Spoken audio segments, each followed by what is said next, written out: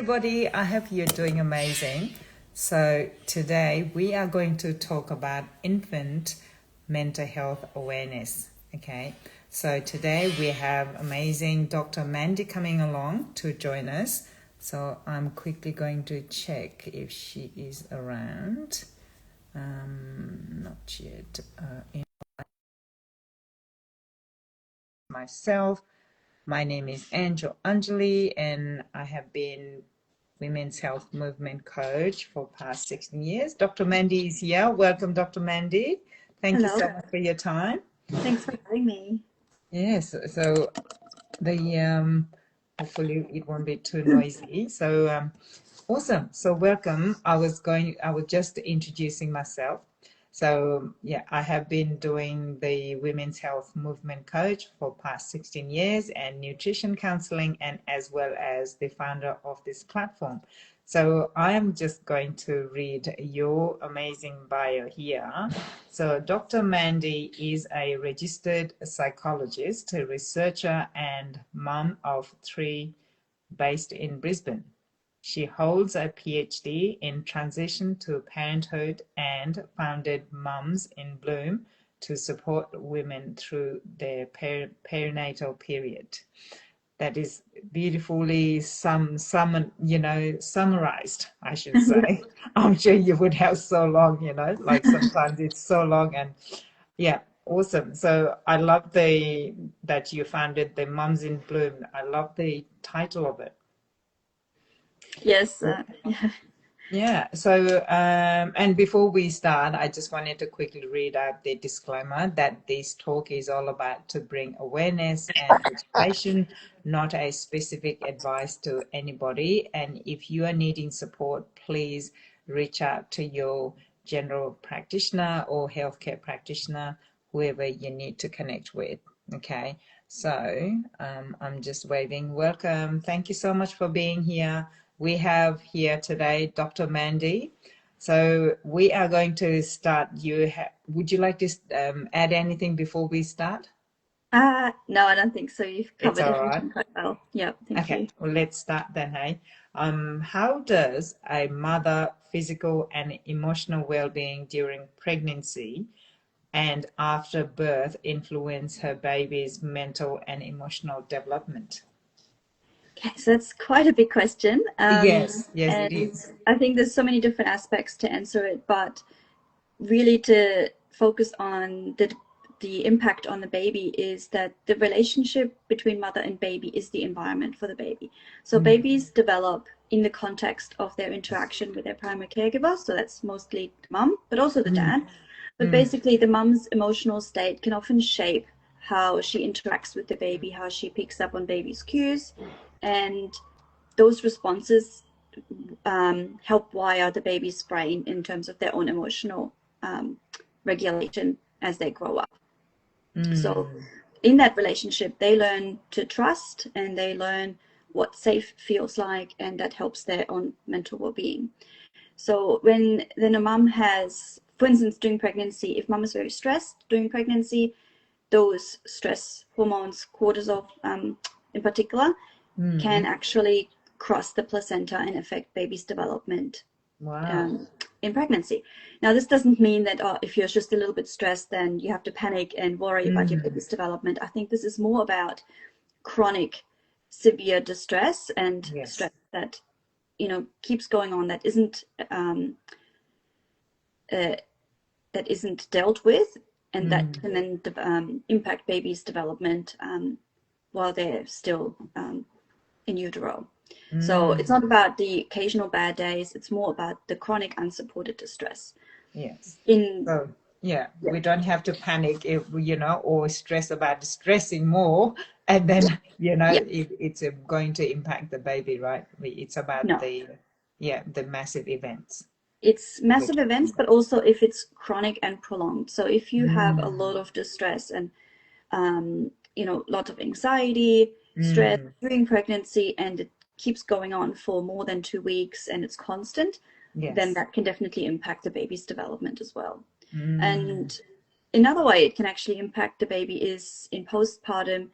It can affect the mother's attunement and um, ability to be emotionally present. So if she's not feeling supported, if mom is not feeling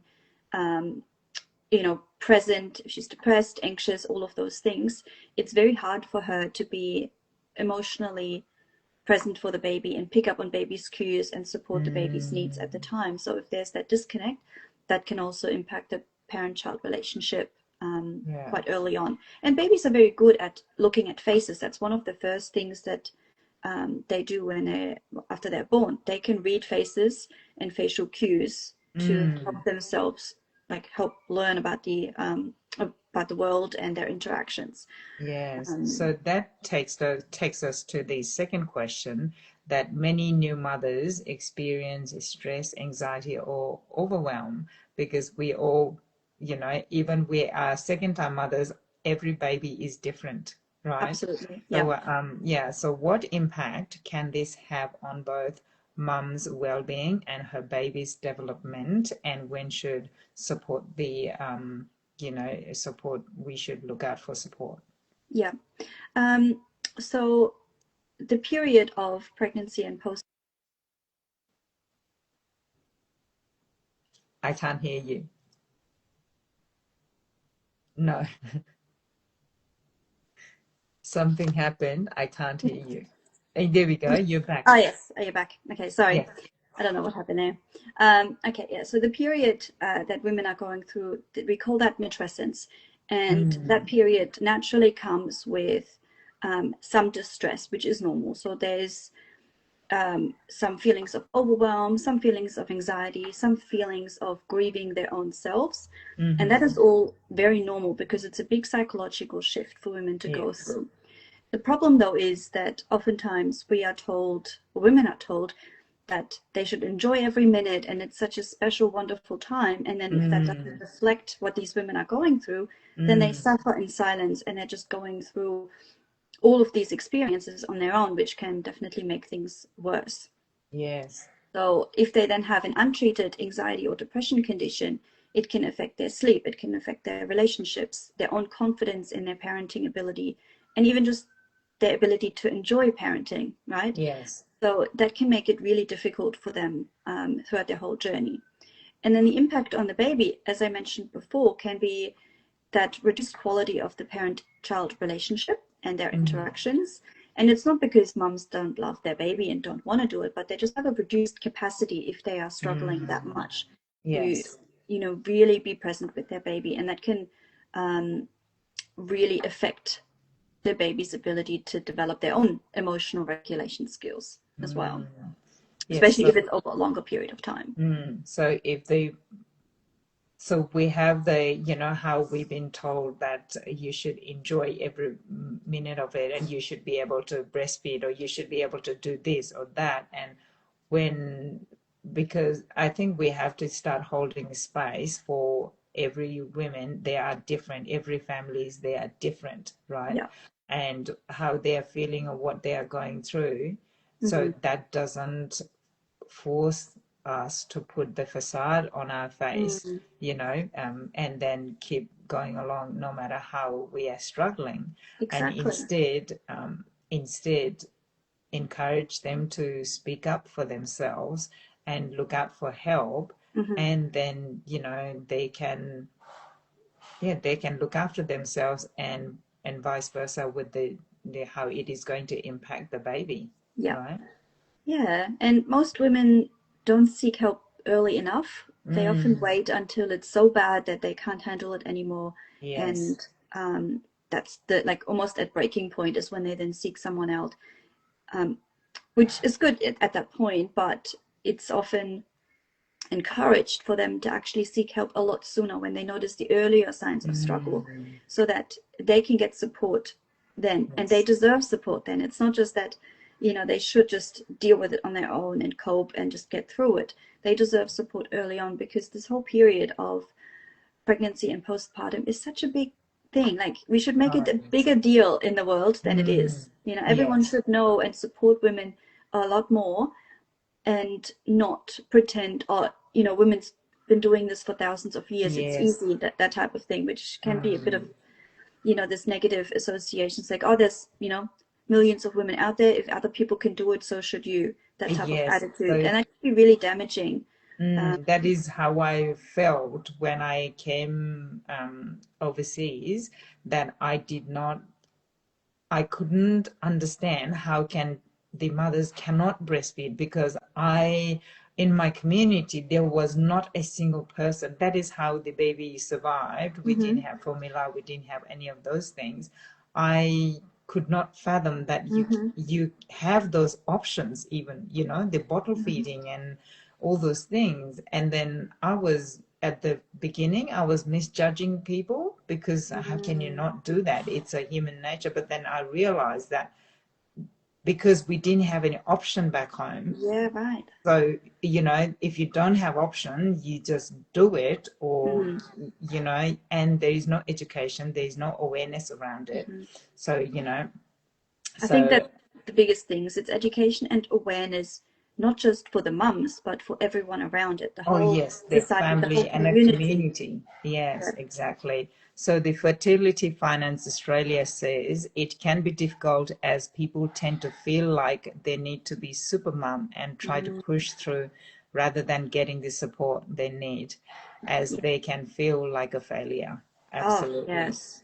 Yeah, Yes. that is so common. It's one of the most common themes for most women, that they just have to push through. Mm, And oftentimes it makes it worse because yes, they feel alone. They feel like they're the only ones who are failing, and that's not the case, because it's almost every mum is struggling in one way or another. Not everyone has breastfeeding issues, but maybe other mums are struggling with other there's things. different sleep, or It's just sleep, or it's whatever it mm, is. There's all these different experiences that mums are going through, and everything is valid.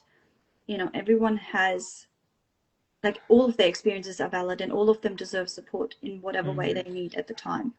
yes, So if women are struggling with persistent low mood and anxiety, intrusive thoughts, or overwhelm for more than 2 weeks, hmm, that's the perfect sign that they really need to seek out some help and go talk to their general practitioner, get a yeah, mental health care plan, or even privately seek out a psychologist, a counselor, or hmm, anyone else that they feel comfortable with, yes. and just talk about all of these things. And talking about their difficulties can normalize it. It can make them feel heard Yeah. and understood, and that in itself can feel very relieving for a lot of women. Yes, I think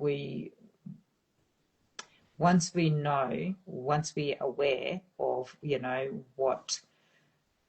what are the things that we should talk about, and not being ashamed of talking about problems, like you Mm. have said, instead of, oh, I got this all, and instead of wearing that as a badge of honor.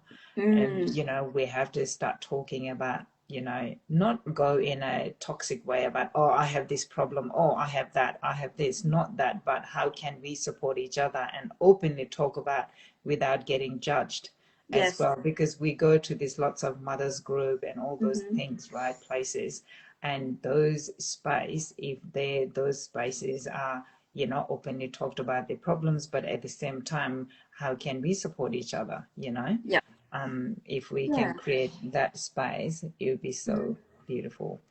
And, So, and as you said, it's definitely about being non-judgmental, not feeling ashamed, being mm, supportive, even if you're not exactly relating to what the other person is going through, but just listening and yes, understanding it from their perspective. Um, that I think that will just give these women a lot more strength to go through and not feel so alone.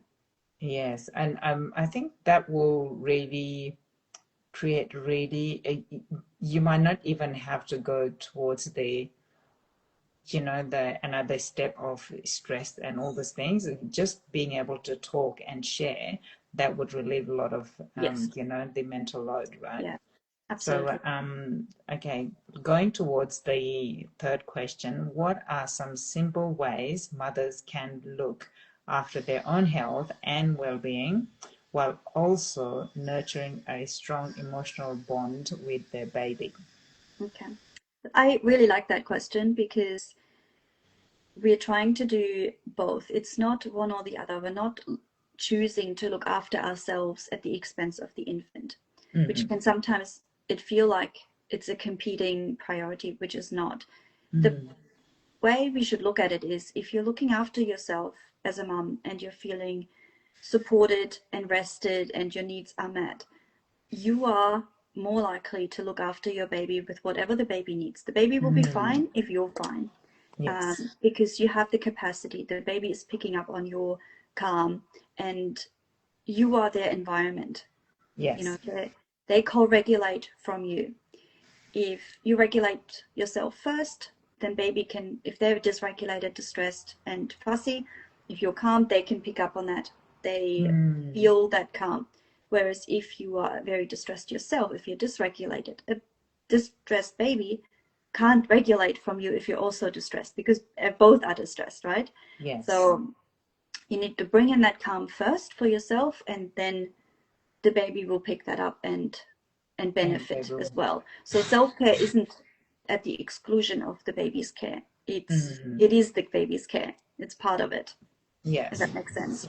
So simple ways to look after that would be, if mums are feeling a bit stressed, just taking 30 seconds to deep breathe, settle themselves, ground themselves, and then Mm. picking up the baby when they're distressed to settle them. That could be one simple Mm. thing of self-care.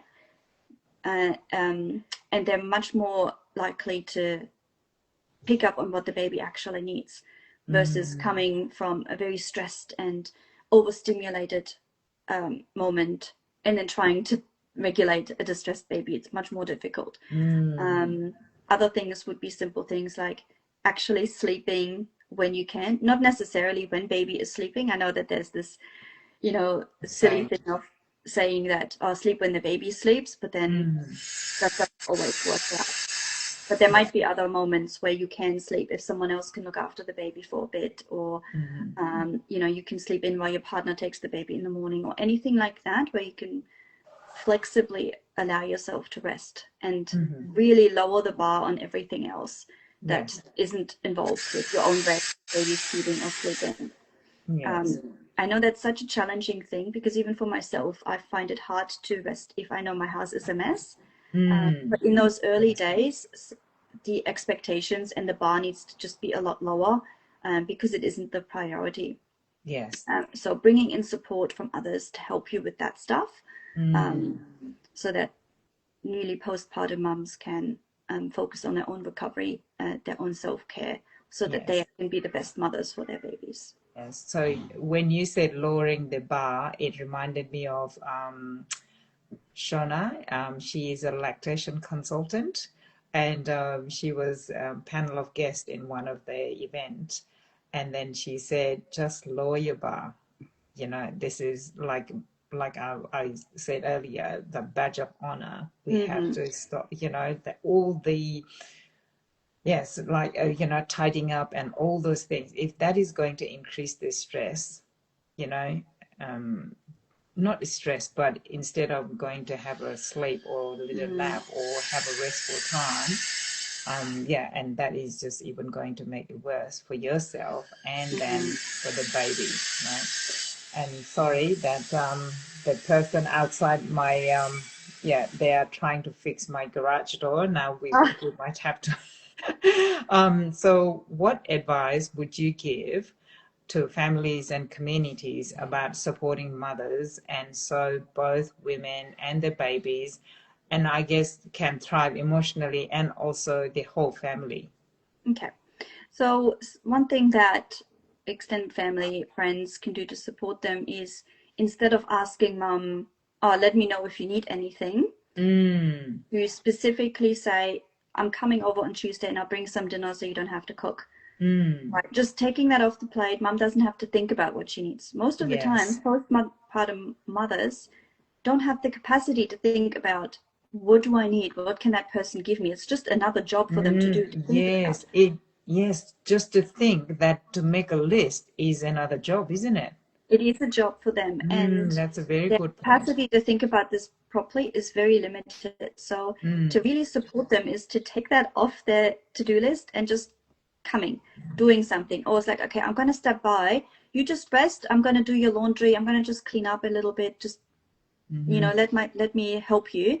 Um, Mm-hmm. and just doing things, not asking us. I mean, still asking if people really don't want anyone in their home, but Yes. providing a specific bit of support, like I can come and do this if you need me to. Depending on the relationship, of course, if Yes, someone with is close really friends close, then and family. yeah, Yes. you don't want to intrude on someone else's privacy if you're not that close and you're not at their house anyway.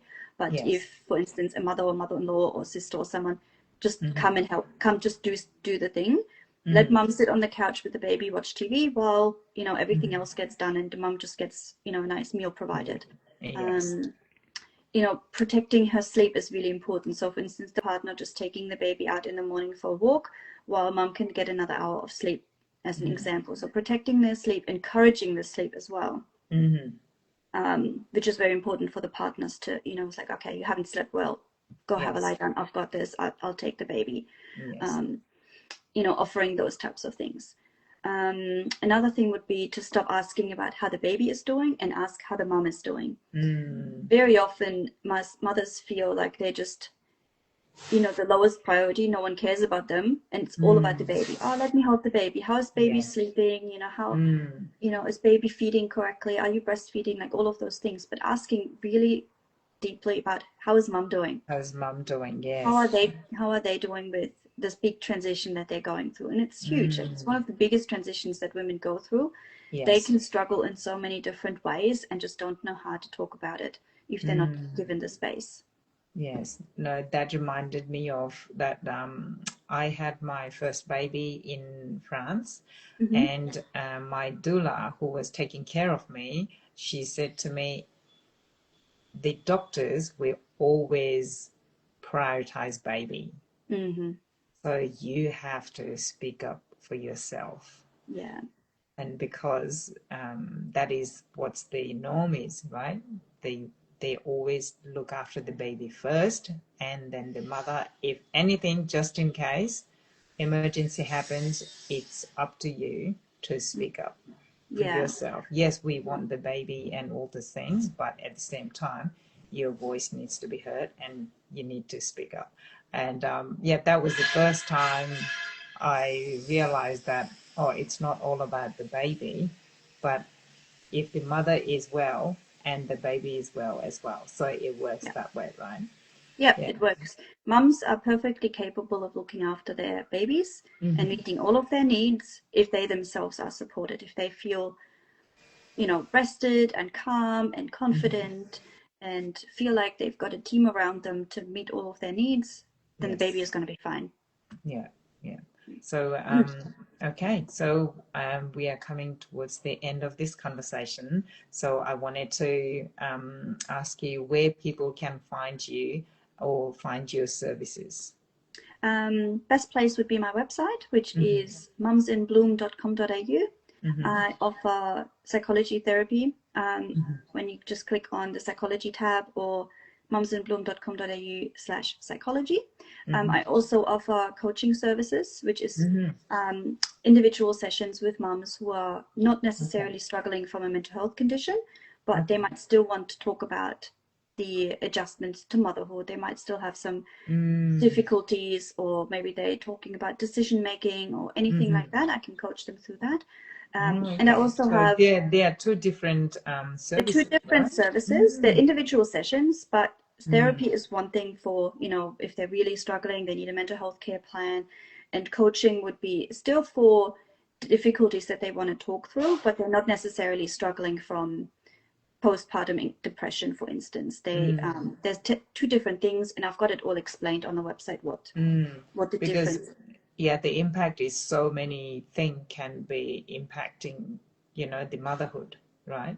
And Yeah, yeah, so absolutely. And a lot of difficulties might be, it's like, oh, I don't need a psychologist for this, but it would be nice to talk about it. So I yes. offer it as that service. And if women are taking up on earlier preventative offers to support themselves, then they can often prevent issues down the line. Yes. Yeah, that is So so I'm a very good. big proponent of prevention, meaning looking at the early signs of struggle and seeking help straight Yes. away so that it Outcomes. doesn't spiral into something more serious. Yes, that's amazing because um, my one of my friend he did not want to go to the psychologist because, you know, the stigma or whatever Yes. was happening for him. But Mm-hmm. later on, he started going to see coach. Mm-hmm. And that just, he became a completely different person, you Yeah. know, because that he wasn't forced to go to psychologist, Mm-hmm. but he could find the coach that, you know, who will help him to, you know, Mm-hmm. guide and all those things. So, oh, that is really amazing. I didn't, yeah, pardon me, I didn't know the coaching service. So that is Yes, I amazing actually suggestion. started that a bit earlier than my psychology Mm, clinic from this year onwards. So I've okay. got coaching. I also have a postpartum course for mothers. So if Yes. they're in the first few months post-birth, I've developed this comprehensive course, very easy, really small lessons that they can go through a variety of topics, Yeah. feel supported and listened to and heard in the Hmm. modules Yes. on, covering mental health and anxiety, but Yeah. also bonding and attachment and relationship and setting boundaries and looking after yourself in that course, including two half-an-hour coaching sessions with me as well. So I really Okay. recommend the course because it provides that great foundation for their postpartum journey, Yes. um, with a lot of information in there that is not overwhelming. It's designed to fit in while they're feeding or while they just got Yes. 5 minutes Like of a bite-sized information. bite-sized information. Yeah, Yeah, amazing. So that is a paid service or yeah, yeah. yeah, okay, awesome. So people can find all of your All amazing of that on my services, website. yes, on your website, and I will put your yeah, all your information in our caption as well. So Great. yeah, thank you so much for being here today. Thank you everyone for who is watching and will be watching this. And you know, if you have any questions or if you need support, feel free to reach out to Dr. Mandy and yeah, or message me. I can pass the you know, questions to Dr. Mandy as well. So thank you Absolutely. everyone for being here. Thank you, Dr. Mandy, and Not a have an problem. amazing day. And we'll meet again next Yes, session. we will. Thank All you for right. having me. See you. Bye Thank you. bye. Bye.